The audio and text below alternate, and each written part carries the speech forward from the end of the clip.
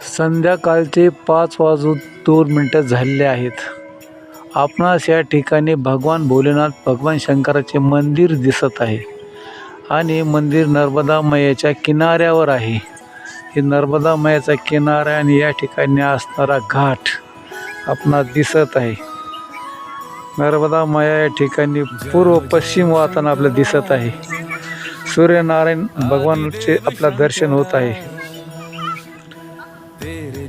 या ठिकाणी भगवान भोलेनाथनं गुरुकडून शिक्षण घेतले आणि शिक्षण घेत असताना गुरूंची परीक्षा अर्थात त्यांनी जी मागणी केली, शिक्षण घेणारे जे मुलं होते यांचा भारा बांधून भगवान परमात्म्याने अर्थात भोलेनाथने शंकराने या नर्मदा मैयामध्ये टाकून दिला होता आणि पुन्हा परत आपल्या गुरूंच्या म्हणण्यानुसार सर्व मुले जिवंत बाहेर काढली.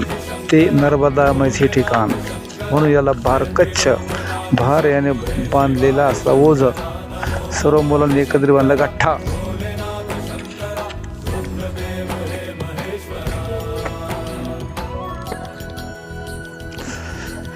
भारकच्छ या ठिकाणी या स्थानाचे महत्त्व असे आहे की भगवान भोलेनाथनं आपल्या गुरूंच्या म्हणण्यानुसार, गुरूंच्या आज्ञेनुसार जेवढी मुले पाण्यामध्ये बुडवली होती तेवढी परत जिवंत काढली. ते असणारे ठिकाण भारकच्छ.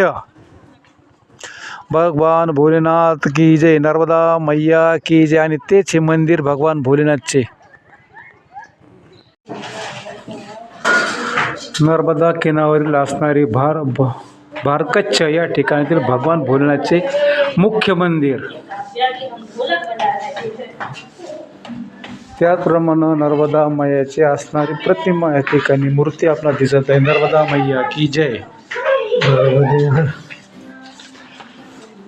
नर्मदा मैया की जय. नर्मदे हर.